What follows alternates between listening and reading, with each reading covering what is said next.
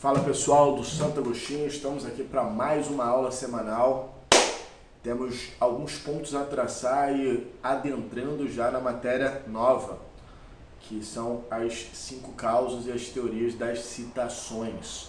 Então vamos lá de antemão, temos algumas coisas a conversar. Primeiramente a pergunta que toda hora alguém deixa lá no mural, que é a pergunta: Bernardo, no 2.2 eu coloco a causa da causa ou a relação?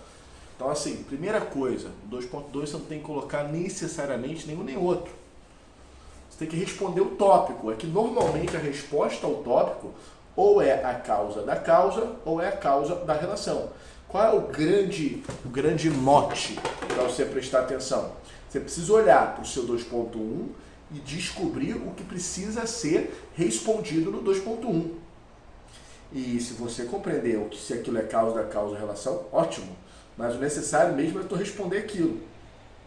Então, imagina que tem uma criança curiosa lendo o seu 2.1 e você vai ter que explicar para ela a indagação que aquele 2.1 projeta. De antemão, essa é a regra geral.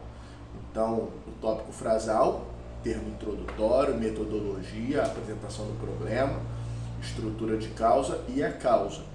E aí tu vai ver se é a causa da causa e relação pelo conteúdo do 2.1, respondendo a pergunta que ficou no mural, feita aí para mim. Pode ser causa da causa ou relação.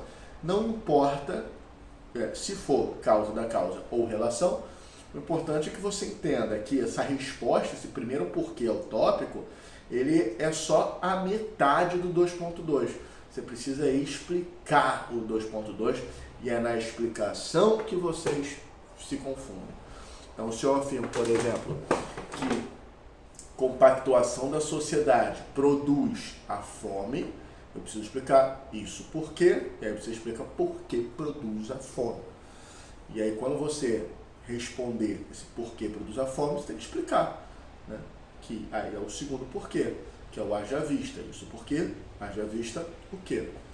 Então, é muito interessante, você tem que entender que isso porquê responde ao tópico e o haja vista responde o isso porquê. Normalmente, esse isso porquê vai ser causa da causa ou relação a depender do tópico. Aí, normalmente, a pergunta é, como eu vou saber? Cara, então, você não vai saber até que o caso concreto se apresente a você. Você tem que olhar para o tópico. Se eu falo, por exemplo, assim, o sistema de inaplicabilidade das leis instaura o panorama de exclusão dos surdos.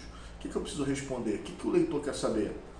Então, por que a inaplicabilidade das leis instaura a exclusão dos surdos, que seria a relação? Como que eu vou saber que isso é relação? É porque primeiro tem a inaplicabilidade, depois a relação e depois a exclusão dos surdos. Então, aí você tem que ficar explicando. O 2.2 ele é explicativo por sua natureza. Então, eu acho que eu já falei isso algumas vezes, que é isso. O 2.2 ele explica o tópico, só que você tem que dar linha na pipa nele, profundidade. Isso porque haja vista o quê? É sempre esse mecanismo. Qualquer redação exemplar que você veja, ela foi formada dentro desse tipo de estrutura, que são 2 porquês e um ângulo a mais. Isso porque haja vista o quê? Essa afirmativa pode ser explicada a partir da percepção do quê, visto o quê, realidade gravada por, e vai que vai. Então, para você não esquecer, problema é o tema que a banca te deu. Todo problema tem uma causa, toda causa tem a sua causa que o gerou, que é a causa da causa. A relação conecta a causa ao problema. O problema produz consequência. Entre o problema e uma consequência temos uma outra relação. Por que o problema gerou tal consequência? Nem sempre isso é óbvio, o leitor tem que ser avisado disso. E toda consequência produz novas consequências. A aula de hoje não é sobre o 2.2, não. Na verdade, a aula de hoje é também sobre o 2.2. Hoje eu gostaria de falar sobre algo muito importante dentro da nossa crença de ensino e aprendizagem e redação, dentro da nossa crença de argumentação, que é uma parte muito maneira do nosso curso que se chama As 6 Causas de um Problema Social. Então pega o seu caderno, coloca aí o título grandezinho, coloca as 6 causas de um problema social. Bom, beleza. Então, qual é a nossa crença? A gente, um belo dia, entendeu que a gente não tinha como acertar tema no Enem, que são muitos problemas sociais possíveis no Brasil, e aí a gente começou a ficar discutindo problema por problema, isso gerou um efeito colateral muito chato, porque a gente fica discutindo tema, e o aluno fica muito dependente da discussão, e a gente ainda assim não acertava o tema. Impressionante a minha capacidade de chutar tema errado. Então eu cheguei a uma conclusão que preparar o aluno para decorar tema é sempre algo superficial, eu não estou dando a ele autonomia de escrita, e isso para mim não é bem redação. Isso para mim é uma matéria chamada tarô, né? Não é o que eu queria. Então, não fiquei, em um dado momento da minha carreira, eu cheguei à conclusão que eu não ia ficar me dedicando a tentar acertar tema. Até porque eu nem acertar tema acerto. Então, como que eu preparo o aluno? Eu comecei a pensar em eixos. O aluno, para desenvolver qualquer tema, ele tem que saber um pouco de política, um pouco de economia, um pouco de cultura, uma análise sociológica interessante. E aí esses eixos nos são base. Depois da fase dos eixos, que muito ajuda, mas também deixou suas lacunas, a gente chegou à conclusão que existem fatos geradores, realidades geradoras, que tendem a ser material meio que obrigatório para a construção de problemas. É como se fosse pedra, pá, areia, cimento, sabe, aquilo que está sempre presente na construção de uma série de problemáticas do Brasil afora. Então repare que com pá, pedra, terra, areia, cimento, a gente pode fazer muitas casas diferentes. Eu cheguei à conclusão que essas pás, pés, pedras são ingredientes meio que necessários para a construção de N possibilidades de edifícios e casas, etc. É como que para fazer bolo sempre vai ter farinha, ovo, manteiga e algumas coisas além. Mas agora, farinha, ovo, manteiga, está sempre lá. Bom, e a minha visão foi muito bela, porque um belo dia eu estava dormindo, eu tive um sonho, e aí uma voz falava: Bernardo, já parardes para perceberdes? Aí eu, o quê? Que por trás de tudo que há de ruim no país e no mundo, certas causalidades lá sempre estarão. Eu falei, caô, e o sonho disse, pois é. E aí eu comecei a pensar, eu pensei devagarzinho, então quais seriam essas causas que estão sempre presentes? Perguntei eu com meus botões. E aí, cara, parecia brincadeira. Uma voz me ditou. Na manhã seguinte eu acordei assim, todo sonolento. Peguei um lápis, comecei a escrever na parede mesmo, assim, quais eram as causas. E aí gerou um capítulo. Esse capítulo eu quase com milagre na vida dos meus alunos, porque quando os alunos entendem as 6 causas e aprofundam o estudo dessas 6 causas, que a gente vai falar um pouco sobre elas hoje, eles começam a citar em cima das causas. Ou seja, por exemplo, existe uma causa que eu falo assim, a construção histórica, o passado histórico, a formação da cultura, da política, da memória brasileira está por trás de quase todos os problemas. E aí os alunos começam a citar coisas que são atreladas a características de nossa formação histórica. Ou seja, ao invés de eu citar um cara que reflete o tema em questão, a gente cita o cara que reflete a causa do tema em questão. Como a causa são só 6 causas que estão por trás de quase todos os temas, o cara tem um monte de citação para quase todos os temas, maluco. E aí, qual é a grande questão? Quando o aluno começa a citar para a causa e ter citação para a causa, e as causas sempre entram, irmãozinho, sempre entram. Nos últimos 26 anos, essas causas entravam em todos os temas. Então, as citações também entram. Então, quem aprende essas causas vai aprender as citações das 6 causas, e ao aprender a citação das 6 causas, ele automaticamente tem a causa e a citação. Moleque, isso revolucionou o mercado. Aí eu te dava aula para escolas que não era tipo vocês, só CDF, só gente brilhante. Às vezes dava aula para escola fraquinha, todo mundo tirando 900 e pouco no Enem. E aí uma grande revolução se deu no trabalho de ensino de redação. Talvez isso tenha sido a grande mola propulsora, né, que fez com que a minha carreira de professor desse uma avançada, que até então estava estagnada, que nem o time do Botafogo no Brasileiro. Então, eu falo do Botafogo porque é o meu time. Mas não vai ter gente contando meu pai presidente do Botafogo e eu sou torcedor do Botafogo. Então, quais são as 6 causas, né? Então, a minha reflexão é o seguinte: essas 6 causas estão sempre lá. Então, pega qualquer problema social que vier pela tua cabeça: fome, miséria, homofobia, racismo, exclusão do surdo, manipulação do usuário, falta de cinema, falta de moradia, crise penitenciária, violência urbana, desigualdade social. Tudo que tu pensar de coisa ruim que no Brasil tem, ou seja, muita coisa. Essas 6 causas são elementos fundamentais de sustentação que lá sempre estarão. Então, vou enumerar quais são as 6 causas. Então, repara, problema, aí pega no teu caderno e coloca assim, problema social, e puxa 6 linhas. Você consegue. Problema social envolveu e puxou 6 linhas. A gente vai numerar cada um dos 6 problemas. Então, problema número 1.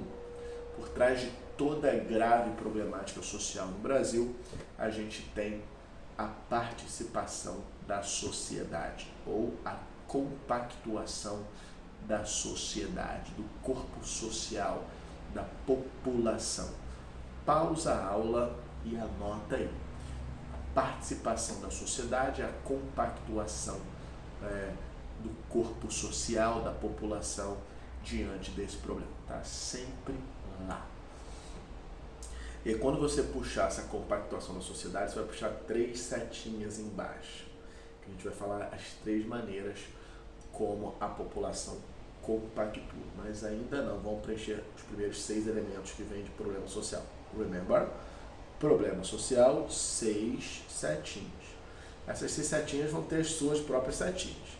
Para fazer uma parada assim, tipo um gráfico boladão, né? E tu vai ficar orgulhoso do seu caderno.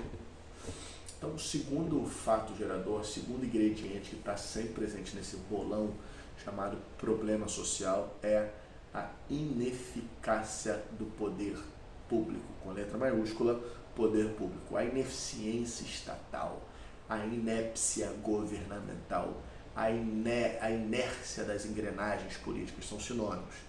E isso existe desde 2015, tá, gente? Então, antes que você fique ofendido, você está falando do meu candidato, fica tranquilo que eu falo, né, disso há muito tempo e minha opinião é sempre crítica a tudo e a todos, né? Porque é muito fácil ser crítico e é isso aí. Então, a ineficiência do poder público. Lembrando que o poder público inclui as esferas municipais, estaduais e federais. Lembrando também que o poder público inclui os 3 poderes. Então, não se ofenda à toa. Estou falando da engrenagem toda, barba, cabelo, bigode.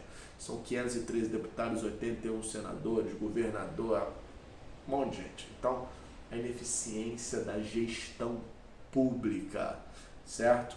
Ineficiência, inércia, inépcia do poder público, do Estado, do governo. Então, por trás de fome, exclusão, sempre tem um Estado meio ruim que deveria estar fazendo mais do que está fazendo. Terceira setinha. Terceira setinha, a gente vai falar sobre a inaplicabilidade das leis. O não alcance normativo. Não alcance normativo. A inaplicabilidade das leis, a ineficiência das normas jurídicas, o não alcance normativo. As leis, elas até existem, elas são votadas, sancionadas, assinadas, publicadas em diário oficial e vai valer no dia tal. E aí, quando chega o dia tal, a lei então não vale. Por que não vale? Porque ela não pega. E lei que não pega não é lei, é só uma folha escrita. Então, por que a lei não pega? Isso é o estudo que a gente vai fazer no momento certo. Né? A lei não pega por vários fatores. Alguns porque a sociedade não faz valer, a gente vai explicar por que não faz. Às vezes porque o poder público não consegue cumpri-la, fiscalizar, divulgar, porque a população nem conhece, porque é muito crime acontecendo simultaneamente por uma leizinha dessa gerar grande repercussão. Muitas coisas. Então, ineficiência. A gente vai estudar como é que a precarização das instâncias de cumprimento da lei se desenham. Então, tem muita coisa interessante dentro dessa causa número 3. Causa número 4. a construção histórica do Brasil. Então a gente vai pegar alguns elementos de nosso passado histórico, elementos esses que a gente encontra em longuíssima duração, coisas que demoraram para passar e que, portanto, deixaram cicatrizes, marcas profundas em nossa maneira de ser e estar no território hoje.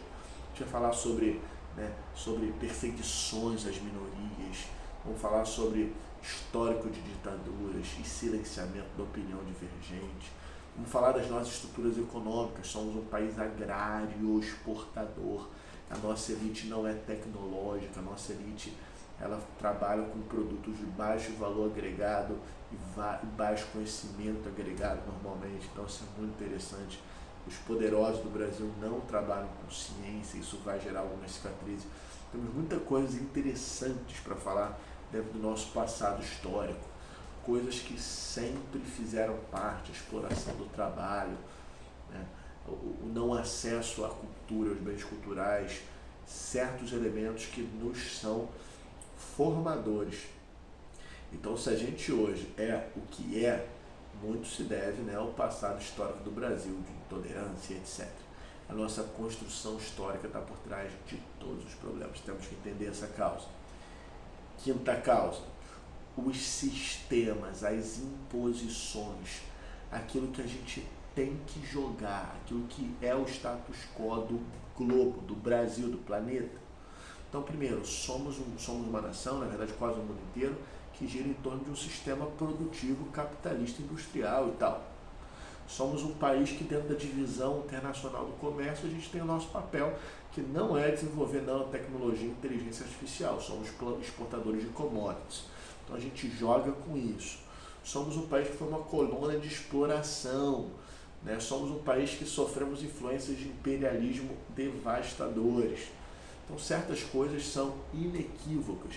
Estamos submissos a uma indústria cultural internacional que nos domina. Os cantores nacionais que fazem sucesso são cantores que imitam tendências norte-americanas. Imita na escolha da roupa, no tipo de letra, no conteúdo da letra, no tipo da batida, no som da guitarra, na masterização, na mixagem do CD. A gente é um país periférico no âmbito da formação de cultura. Isso tem que ser estudado. O sistema, aquilo que nos impõe, né? O sistema está à frente do governo. Então isso é muito importante, o sistema. De antemão, já deixo claro que a gente não conversa sobre comunismo nesse mecanismo, porque a gente não sofre impactos e influências do comunismo, né? Porque ele meio que acabou. Hoje em dia só tem algumas experiências laboratoriais em alguns países pequenos, e a própria China, que é um comunismo estranho, né? O comunismo de mercado, né? O comunismo que adora o capital. Uma vez eu fui para Xangai, e aí eu cheguei em Xangai, assim, a China comunista. Olhei para Xangai deixou Nova York no chinelo, assim, só prédio bizarro, né? Assim, o Rio de Janeiro parecia um brejo perto da China. Xangai, né? Espetacular a cidade, pô, me senti muito pobre em Xangai. Então, por isso que a gente não perde tempo com o comunismo, porque a gente não entende que o comunismo é uma hipótese, não é possível. O comunismo é peça de museu. Então o sistema, né? O Brasil é um país periférico dentro da lógica capitalista. Podia ser diferente, a gente podia ser um país nuclear, uma potência, mas não rola. A gente está em decréscimo. A sexta causa é a causa da cultura/educação. Os nossos sistemas de aculturamento da população, aquilo que a gente tem de como natural, a nossa moral brasileira, né? Cultura, as nossas escolas, os nossos costumes. Somos um país que não gosta de ler, somos um país que se informa por zap, que cai em qualquer fake news. Somos um país que tem uma cultura, né, uma cultura peculiar, uma cultura meio hipócrita, meio violenta, que não é crítica com a sua história. A gente tem em nossa cultura e nossa história uma grande prática de negar e de esconder, de manipular o passado. E as nossas escolas, né, o nosso sistema educacional, que a gente tem muitas críticas a fazer. Muitas críticas a fazer. Eu estou falando da tua escola é muito maneira. Estou falando de um sistema inteiro, né, país. O Brasil, nos índices de PISA, é vergonhoso, continuará sendo. né? Isso tem que ser estudado. Então essas 6 causas: sociedade que participa, Estado ineficiente, leis que não se aplicam, construção histórica do Brasil e o sistema. Se você pegar qualquer tema do Enem, pelo menos 4, em média, às vezes mais, entram com muita facilidade. Então vou pegar 2 temas ruins, que são os temas dos últimos 2 anos, temas que não são muito poderosos, que não dão polêmica. Imagina no passado pegar a exclusão do cinema. Por que pessoas no Brasil não têm acesso ao cinema e cinema se torna algo que as exclui? O Estado não compreende como uma prioridade. O sistema de lucratividade, ou seja, o modelo de lucratividade da arte também impossibilita, porque o cinema não vai dar lucro em cidade pequena. Eu posso falar também que leis de acesso à cultura, causa 3, não se perfazem. Eu posso falar historicamente que a cultura sempre foi privilégio de elite. Cara, o tema ruim, tema que teoricamente é difícil de colocar, os 4 entram. Manipulação do usuário pelos dados da internet. O Estado não atua, as leis de privacidade também não executam. A população é despreparada, ou seja, 3. Quando eu vou para os temas áureos do Enem, violência contra a mulher, as 6 entram. As 6 entram, assim, os 6. Intolerância religiosa, os 6 entram. Exclusão dos 6 entram. Então essas causas são mágicas. O que a gente vai aprender nas próximas semanas, como pegar cada causa dessa, subdividir nas subcausas. Por exemplo, compactuação da sociedade, a gente divide em subcompactuações: compactuação pelo silêncio, compactuação pela reprodução, compactuação pela aceitação. A gente vai pegar o Estado ruim, vai falar, ele é ruim porque ele secundariza aquela pauta, ele é ruim porque ele não tem capacidade de resolver aquele problema, ele é ruim porque ele é eticamente desconstruído. E a gente vai fazer isso em todos os elementos. Depois que a gente subdividindo, a gente puxa mais fios e depois a gente entra com as citações para cada causa. Quando você compreende todos os elementos, você deita e rola em cima dessas causas.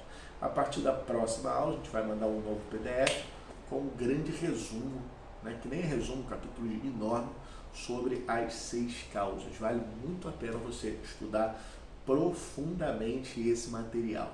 Então, de antemão, o que eu quero que tenha no seu caderno agora? O problema, as 6 causas, e saiba e dê espaço, porque a gente vai dividir cada causa numa pregada de subdivisões. Quando a gente compreender a causa, a subcausa e as ramificações, a gente vai pegando as citações e criando um embasamento teórico, sociológico de altíssimo nível dentro desse material. Certo? Bom, foi uma happiness estar aqui com vocês nessas quartas-feiras, 7 o'clock. Eu gravo sempre na noite do dia anterior para já colocar o arquivo. Eu quero que vocês estudem pra caramba os PDFs que eu mando e nos acompanhem nas redes sociais, porque às vezes a gente coloca novidades. De coração, um grande abraço de toda a equipe do Santo Agostinho Novo Leblon. Vamos aguentar essa quarentena, porque a gente é brabo, a gente é casca grossa, é couraça de tartaruga que enfrenta até dente de jacaré, e você é um recoleto. Um grande abraço para todo mundo, para o papai, para a mamãe, para os irmãos, para o cachorro, para o gato, e a gente se encontra muito em breve nessas salas de aula para poder valorizar bastante aquele momento, né? Saudade enorme e tá difícil, né? Tá difícil, né, minha filha? Mas vai dar tudo certo. Um grande abraço, tamo junto e vamos escrever. Tchau, tchau, tchau.